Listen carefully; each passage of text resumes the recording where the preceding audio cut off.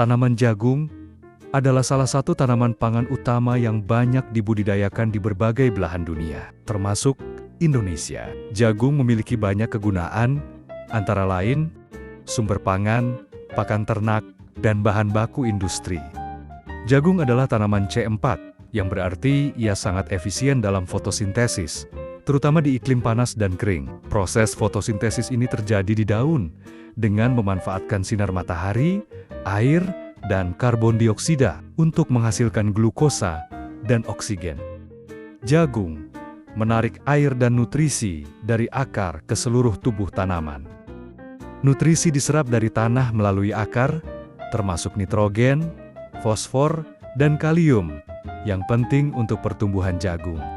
Oleh sebab itu, pertumbuhan akar jagung menjadi sangat menentukan keberhasilan pertumbuhannya. Akar jagung memiliki sistem akar yang kompleks dan sangat penting untuk menopang pertumbuhan serta penyerapan air dan nutrisi. Berikut adalah fisiologi dan struktur akar jagung. Tanaman jagung memiliki 3 jenis akar utama. Akar primer, akar embrional, tumbuh dari biji saat kecambah muncul, namun biasanya tidak bertahan lama setelah akar lainnya berkembang. Akar serabut, akar adventif, atau akar sekunder, tumbuh dari buku-buku batang bagian bawah dan membentuk sistem akar serabut yang luas. Ini adalah akar utama pada tanaman dewasa. Akar penyangga, branch roots, tumbuh dari ruas batang bagian bawah di atas permukaan tanah dan berfungsi menopang tanaman agar tidak mudah roboh. Akar jagung tumbuh cepat dan menyebar luas ke samping dan ke dalam tanah, hingga lebih dari 1,5 meter dalam kondisi ideal. Akar jagung aktif melakukan osmosis dan transport aktif untuk menyerap ion nutrisi, menghasilkan hormon seperti auksin yang membantu pertumbuhan akar dan bagian tanaman lainnya. Biomasa tanaman jagung per hektar sangat bervariasi tergantung varietas, teknik budidaya, umur panen, dan kondisi lingkungan, seperti ketersediaan air, kesuburan tanah, pupuk, dan iklim yang mendukung. Biomasa total jagung termasuk batang, daun, tongkol, akar, bisa mencapai sekitar 15-25 ton bahan kering per hektar pada kondisi optimal. Kalau dihitung biomasa segar belum dikeringkan, bisa lebih dari 40-60 ton per hektar. Sedangkan, biomasa biji jagung pipil biasanya 6-12 ton per hektar untuk varietas hibrida. Kebutuhan nitrogen untuk menghasilkan 1 ton biomasa jagung panen, termasuk batang, daun, tongkol, bukan hanya biji, maka rata-rata kebutuhan nitrogen adalah sekitar 6-10 kg nitrogen per ton biomasa basah, atau untuk menghasilkan 1 ton biomasa jagung kering, gabungan batang, daun, dan tongkol. Tanaman menyerap kira-kira 20-25 kg nitrogen dari tanah.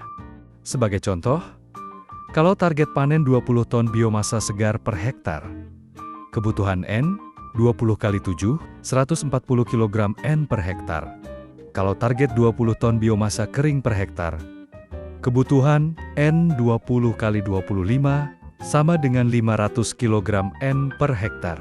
Sumber pustaka dari Food and Agriculture Organization 2004 dalam dokumen Fertilizer Use by Crop. Namun, efisiensi serapan nitrogen tanaman tidak 100%. Biasanya efisiensi serapan end-use efficiency berkisar 50-70% saja. Artinya, pupuk yang harus diberikan bisa lebih banyak agar tersedia cukup nitrogen di tanah.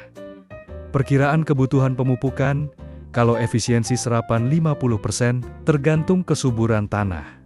Berarti untuk memenuhi kebutuhan 500 kg N efektif, kamu harus aplikasikan sekitar 1000 kg nitrogen. Dari apa yang sudah saya sampaikan, maka keberhasilan budidaya jagung sangat tergantung dari 1.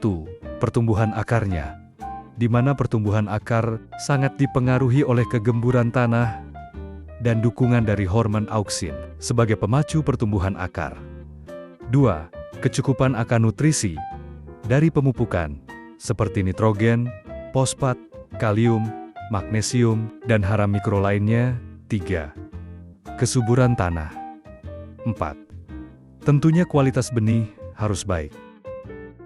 Untuk itu, Puca Madu dan Bioratu sangat cocok untuk jagung karena bahan aktifnya, yaitu mikroba fungsional, mampu menggemburkan tanah dengan cepat dan membentuk hormon auksin sebagai pemacu akar, serta menormalisasi pH tanah, sehingga nilai tukar kation tanah meningkat. Maka efisiensi serapan unsur hara menjadi maksimal.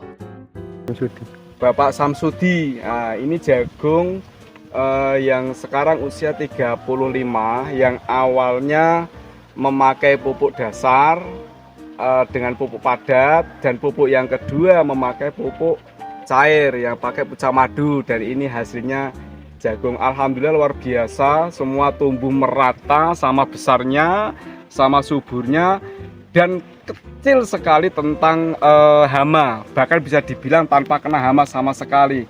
Di daun luka lobang-lobang atau bekas kena belalang juga nggak ada, ulat juga nggak ada.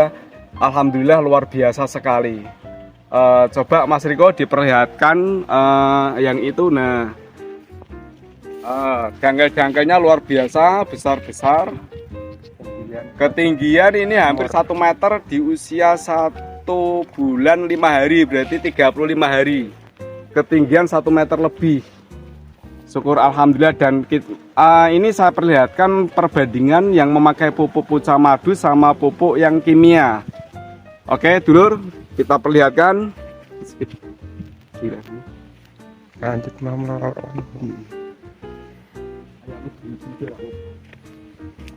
Oke, ini yang memakai pupuk Puca Madu, dan yang ini yang memakai pupuk kimia tanpa memakai pupuk Puca Madu. Nah, yang ini.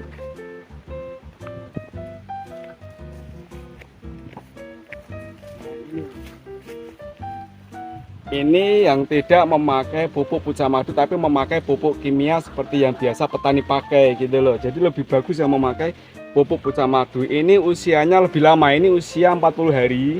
Kalau yang pakai pupuk Puca Madu usianya 35 hari. Kita unggul, Puca Madu luar biasa.